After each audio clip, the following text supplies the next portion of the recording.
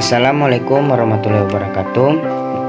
Nama saya Muhammad Jefflinda Tunugu, NIM 55142259, kelas A, jurusan Arsitektur, Prodi S1 Arsitektur. Di sini saya akan mempresentasikan resume dari bab 1 sampai dengan bab 7. Bab 1 kita masuk ke judulnya Pengantar Arsitektur Nusantara. Pengertian arsitektur. Arsitektur berasal dari bahasa Yunani yaitu arki dan tekton.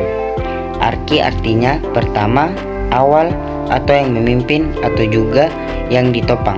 Sedangkan tekton artinya segala sesuatu yang kokoh, tidak mudah roboh, atau yang dapat diandalkan atau yang menopang seperti kolom. Istilah arsitektur mulai diperkenalkan pada sekitar 1 abad sebelum Masehi. Marcus Victorovio Polio pada tahun 88 sebelum Masehi sampai dengan 26 sebelum Masehi, yang kemudian dijuluki sebagai Bapak Arsitektur, memperkenalkan istilah arsitektur melalui bukunya yang berjudul De Architectura. Kemudian Nusantara. Nusantara berasal dari 2 kata dalam bahasa Sanskerta, yaitu Nusa yang berarti pulau dan Antara yang berarti luar. Secara morfologi Nusantara juga merupakan kata majemuk yang diambil dari bahasa Jawa. Dari bahasa Jawa kuno, yaitu Nusa artinya pulau dan Antara berarti lain atau seberang.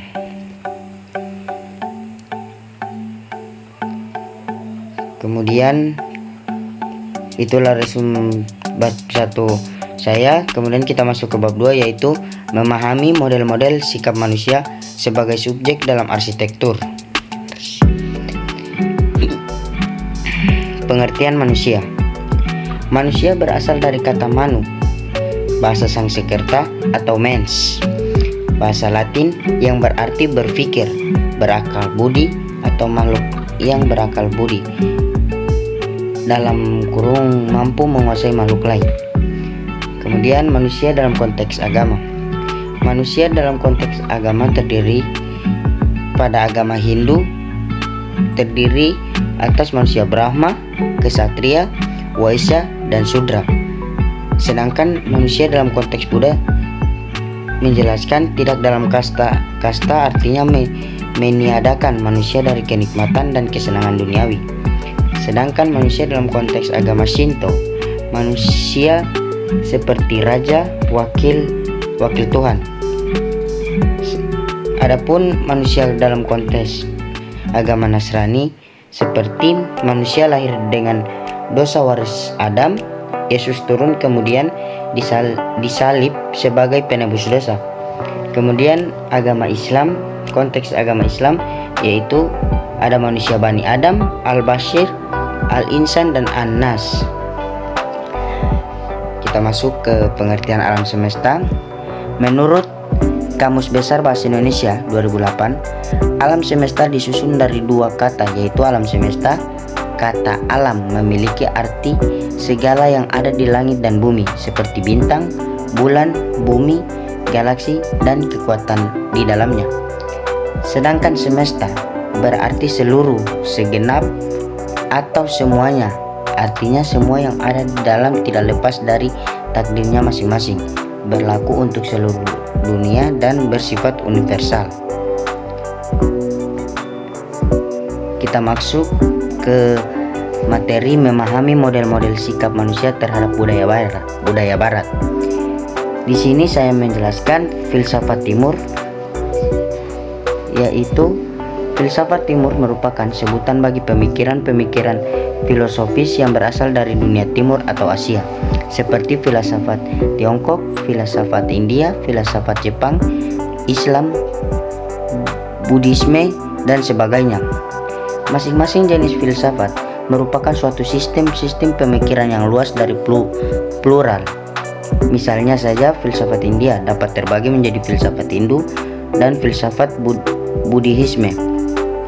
Sedangkan filsafat Tiongkok dapat terbagi menjadi Konfusianisme dan Taoisme. Belum lagi banyak terjadi pertemuan dan percampuran antar sistem filsafat yang satu dengan yang lain. Misalnya Buddhisme bercampur dengan Hinduisme. Namun kemudian menjadi lebih berpengaruh di Tiongkok ketimbang di India. Di sisi lain, filsafat Islam malah lebih banyak bertemu dengan filsafat Barat. Akan tetapi secara umum dikenal 4 jenis filsafat Timur yang terkenal dengan sebutan 4 tradisi besar, yaitu Hinduisme, Buddhisme, Taoisme, dan Konfusianisme. Ciri-ciri agama terdapat dalam filsafat Timur. Ini adalah gambar dari seseorang dari filsafat Timur mendapat timbal balik dari filsafat Barat. Kemudian filsafat Barat,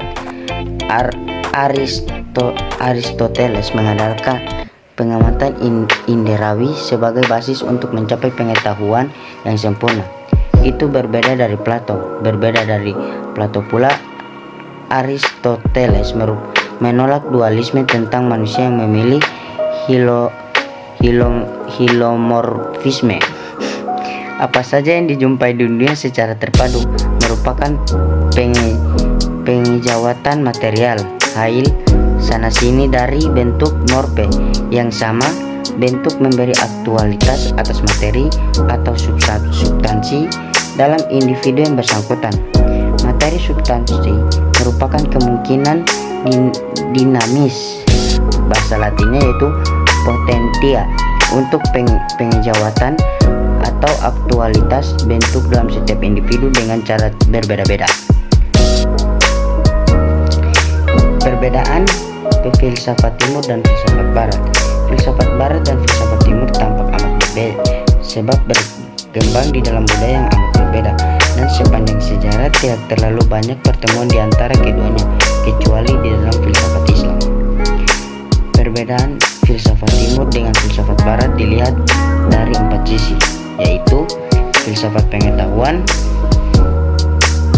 Filsafat Barat sejak masa Yunani telah menekankan akal budi dan pemikiran yang rasional sebagai pusat kodrat. Pemikiran yang rasional sebagai pusat kodrat manusia. Sedangkan filsafat Timur lebih menekankan hati daripada akal budi, sebab hati dipahami sebagai instrumen yang mempersatukan akal budi dan intuisi serta intelijensi dan perasaan. Tujuan utama berfilsafat adalah menjadi bijaksana dan menghayati kehidupan, dan untuk itu pengetahuan harus disertai dengan moralitas. Kemudian sikap terhadap alam. Filsafat Barat menjadikan manusia sebagai subjek dan alam sebagai objek, sehingga menghasilkan eksploitasi berlebihan atas alam. Sementara itu, berbeda dengan filsafat Barat, filsafat Timur menjadikan harmoni antara manusia dengan alam sebagai kunci. Manusia berasal dari alam, namun sekaligus menyadari keunikannya di tengah alam. Kemudian, cita-cita hidup. Jikalau filsafat Barat menganggap mengisi hidup dengan bekerja dan bersikap aktif sebagai kebaikan tertinggi, cita-cita filsafat Timur adalah harmoni, ketenangan, dan kedamaian hati. Kehidupan hendaknya dijalani dengan sederhana, tenang, dan menyelaraskan diri dengan lingkungan. Kemudian status manusia. Dalam filsafat Barat, amat menekankan status manusia sebagai individu dengan segala kebebasan yang ia miliki, dan masyarakat tidak bisa menghilangkan status seorang manusia dengan kebebasannya.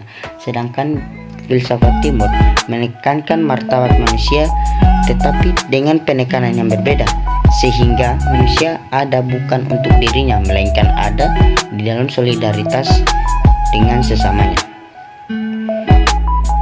Kemudian kita masuk ke bab 3, yaitu pengertian jenis dan fungsi kebudayaan. Kebudayaan berasal dari bahasa Sanskerta yang artinya budaya, berasal dari bentuk jamak dan budi yang berarti budi dan akal, yang berarti kebudayaan adalah hal-hal yang bersangkutan dengan budi dan akal. Kemudian hubungan antara kebudayaan dengan kehidupan manusia terdapat dalam 5 aspek kehidupan, yaitu 1. Pandangan hidup yang berisikan tentang ideologi, sistem, nilai-nilai, etos, serta ajaran moral. 2. Lingkungan yang berisikan tentang hubungan manusia dengan alam sekitar. 3. Naluri yang berisikan dengan ketajaman yang bersumber dari kesadaran jiwa manusia sebagai bentuk dari unsur pribadi yang ada pada setiap manusia dilahirkan. 4. Kebutuhan yang berisikan tentang hak-hak yang harus diterima oleh manusia dari hidupnya dan kehidupannya. 5. Perilaku yang berisikan tentang akumulasi dan dari pandangan hidup, lingkungan, naluri, dan kebutuhan menjadi satu kesatuan, menjadi suatu perilaku manusia. Itulah aspek kehidupan yang terdiri dari 5. Kemudian kita lanjut ke 3 jenis wujud kebudayaan. 1. Cultural system, artinya wujud kebudayaan suatu kompleks ide, gagasan, nilai, norma, peraturan, dan sebagainya, sistem budaya. Kedua, social system, artinya wujud kebudayaan sebagai kompleks aktivitas serta tindakan berpola manusia dalam masyarakat sebagai sistem sosial. Terakhir, material system, artinya wujud kebudayaan sebagai benda hasil karya manusia sebagai kebudayaan materi. Kemudian kita lanjut proses perkembangan masyarakat dan kebudayaan. Gartiwi 2010 menjelaskan ada 3 proses perkembangan manusia yang mengalami perubahan secara dinamis, evolusioner atau revolusioner, yaitu belajar masyarakat, artinya proses ketika suatu kebudayaan dipelajari oleh warga masyarakatnya. Kedua, evolusi kebudayaan, artinya proses ketika masyarakat dan kebudayaan berubah secara bertahap dalam jangka panjang. Ketiga, pembaruan atau inovasi, artinya proses ketika inovasi terjadi dalam kebudayaan suatu masyarakat. Kita lanjut, hubungan arsitektur dengan kebudayaan itu dijelaskan dalam teori ideal skemata bahwa bangunan pada awalnya berfungsi sebagai tempat berteduh serta berlindung bagi manusia sebagai fungsi utama bangunan, kemudian berkembang yang memiliki fungsi yaitu melembaga menjadi suatu fenomena budaya. Kemudian dinamika perkembangan masyarakat dan kebudayaan. Mikroskopik, yaitu perkembangan kebudayaan yang bersifat detail. Mikroskopik yaitu perkembangan kebudayaan dalam aspek makro yang bersifat prinsip. Kemudian rekrumen proses, yaitu proses berulang suatu bentuk kebudayaan yang terjadi lagi di tempat lain. Yang terakhir, direksional proses, yaitu proses penentuan arah ketika kebudayaan masyarakat yang berubah menuju suatu bentuk tertentu dalam masa yang panjang.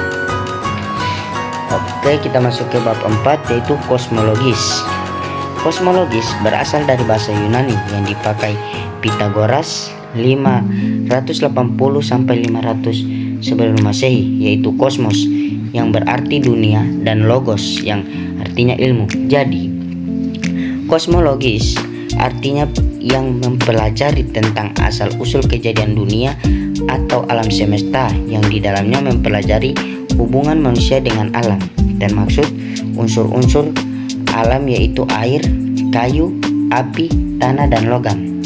Istilah ini dipakai Pythagoras untuk melukiskan keteraturan dan harmoni pergerakan benda-benda langit.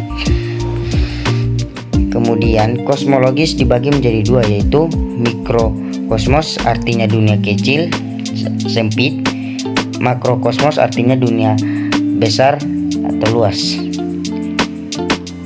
Hubungan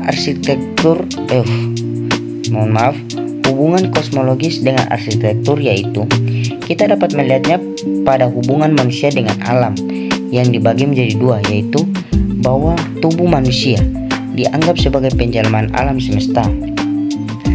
Kemudian manusia sebagai pusat kerangka kosmis yang berorientasi di titik kardinal dan sumbu vertikal. Skema ini menjelaskan karakteristik antroposentrisme dalam usaha mengatur ruang.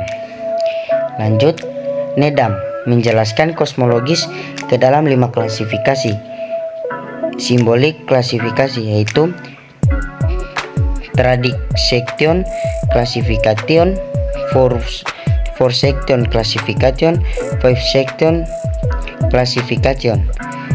Kemudian kita lanjut ke bab 5, mitologi dan simbol. Mitologi berasal dari bahasa Yunani mutos yang artinya mitos, cerita atau kepercayaan, dan logos yang artinya ilmu pengetahuan. Jadi, yang dimaksud dengan mitologi adalah ilmu yang membahas tentang kepercayaan.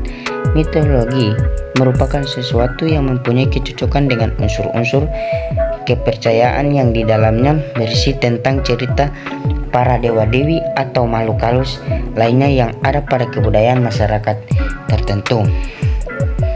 Lanjut, dalam suatu mitologi terdapat suatu pola dasar yang mempersatukan secara harmonis realitas-realitas dan pertanyaan-pertanyaan yang saling bertentangan. Hal ini disebut sebagai pola coincidentiam oppositerum, artinya bahwa semua mitos akan mengungkapkan struktur keilahian yang dapat mengatasi pertentangan secara lebih mendalam dari yang bisa diungkapkan secara rasional. Pengertian simbol. Simbol berasal dari bahasa Yunani yaitu simbolon yang berarti tanda, ciri atau lambang yang memberitahukan sesuatu kepada seseorang manusia dalam hidupnya yang selalu berkaitan dengan simbol-simbol yang berhubungan dengan kehidupan sehari-hari. Manusia adalah animal simbolikum, artinya bahwa pemikiran dan tingkah laku simbolis merupakan ciri-ciri yang betul khas manusiawi, dan bahwa seluruh kebudayaan manusia berdasarkan diri pada kondisi itu. Lanjut, religi dan ritual. Religi dalam konteks kepercayaan terdiri dari beberapa bentuk, yaitu animisme adalah kepercayaan untuk memuja roh, donamisme yaitu suatu kepercayaan menganggap benda-benda tertentu di alam semesta ini mengandung kekuatan gaib.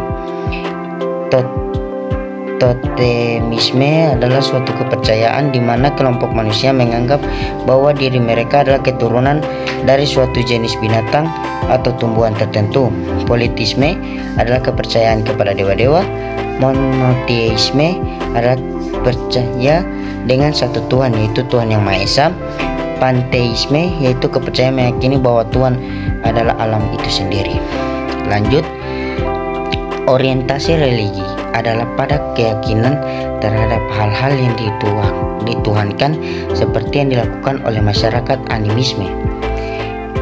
Ritual berasal dari bahasa Inggris, yaitu dari kata rite yang memiliki arti upacara atau tata cara yang selalu melibatkan agama atau magis dan mistis yang dimantapkan melalui tradisi sebagai perilaku tertentu yang bersifat formal, dilakukan dalam waktu tertentu secara berkala, bukan sekedar sebagai rutinitas yang bersifat teknis, melainkan menunjuk pada tindakan yang didasari oleh keyakinan religius terhadap kekuasaan dan kekuatan-kekuatan mistis.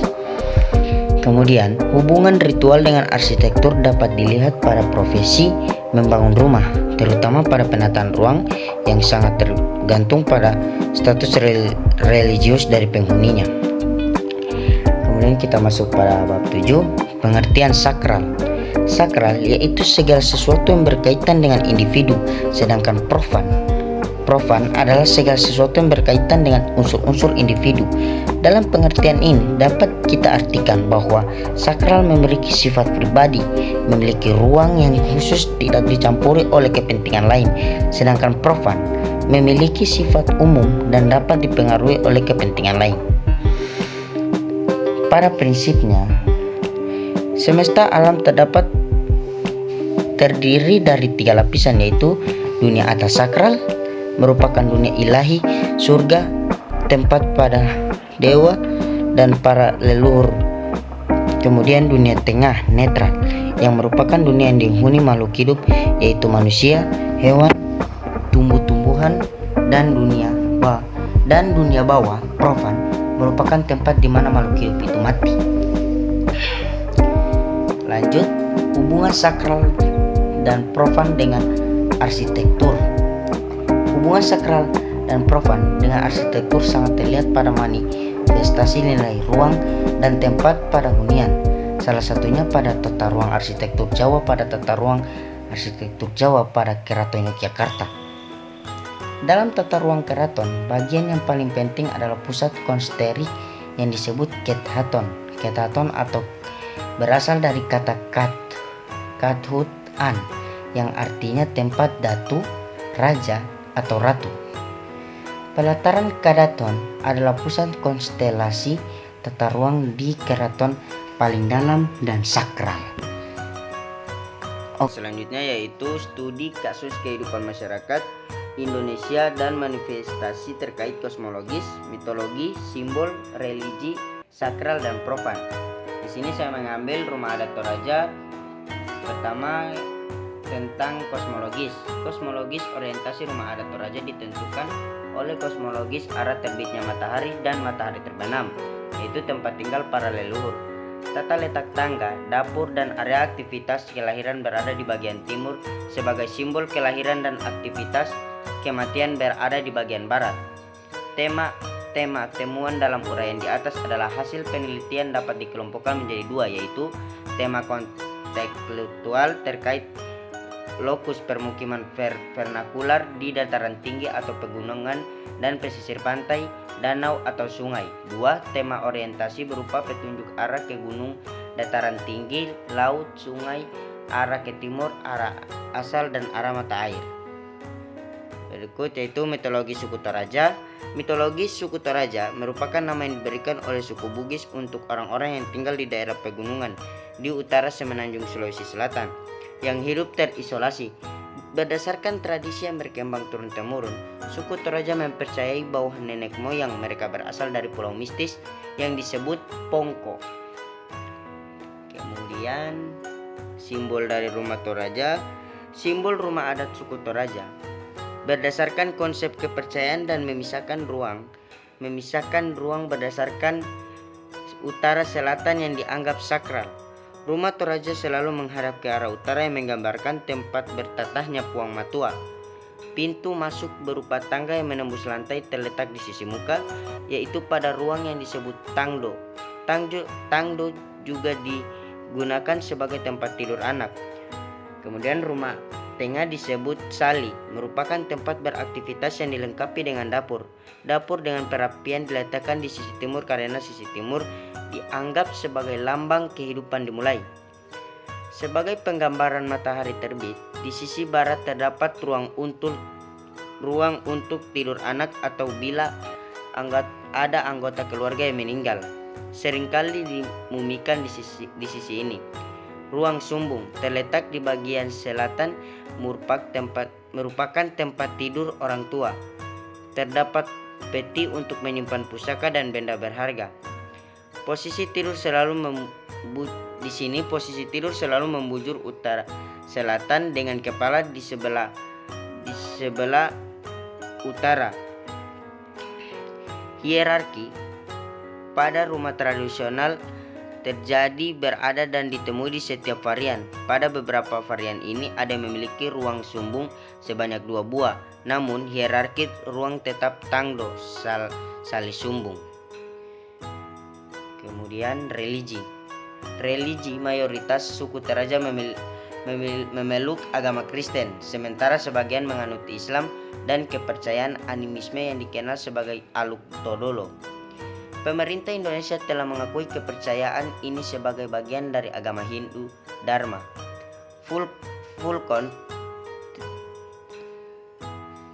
Fulcom Toby Ellis 1990. Kata Toraja berasal dari kata Bugis Tori Aja yang berarti orang yang berdiam di bagian atas. Kemudian ritual. Suku Toraja dikenal dengan ritual pemakaman, rumah adat tangkonan, dan ukuran kayunya. Ritual pemakaman Toraja merupakan peristiwa sosial yang penting. Biasanya selalu dihadiri oleh ratusan orang dan berlangsung selama beberapa hari. Sebelum abad ke-20, suku Toraja tinggal di desa otonom. Mereka masih menganut animisme dan belum terpengaruh oleh dunia luar. Kemudian sakral dan profan. Pertama, dunia atas berada di langit tertinggi, yang artinya atau namanya Uluna Langi atau kepala langit. Tempat bersemayam Puang Matua atau Tuhan yang Maha Tinggi. Diasosiasikan dengan matahari dan diidentifikasikan sebagai laki-laki berada di atas, terang dan baik. Uluna langit terdiri dari atap tongkonan. 2. Dunia tengah atau Kale Banua.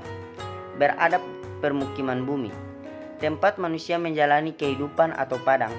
Kale Banua terdiri dari ruang-ruang yang digunakan sebagai tempat tinggal serta melaksanakan upacara.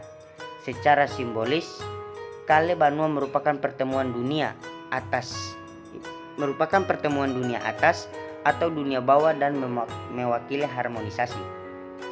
3. Dunia bawah atau Suluk Banua berada di bawah air, diidentifikasikan sebagai neraka. Keburukan bagian ini ditopang di atas segala kepala dewa Pongtulak, padang yang mendukung dan memberi semangat pada tongkonan dan kehidupan manusia. Suluk Banua berupa kolong dan berfungsi sebagai tempat mengurung binatang serta ruang transisi atau teras pada bangunan. Itulah presentasi saya pada tugas kali ini. Apabila ada kata-kata atau salah penyebutan, mohon maaf. Wabillahi taufiq wal hidayah. Wassalamualaikum warahmatullahi wabarakatuh.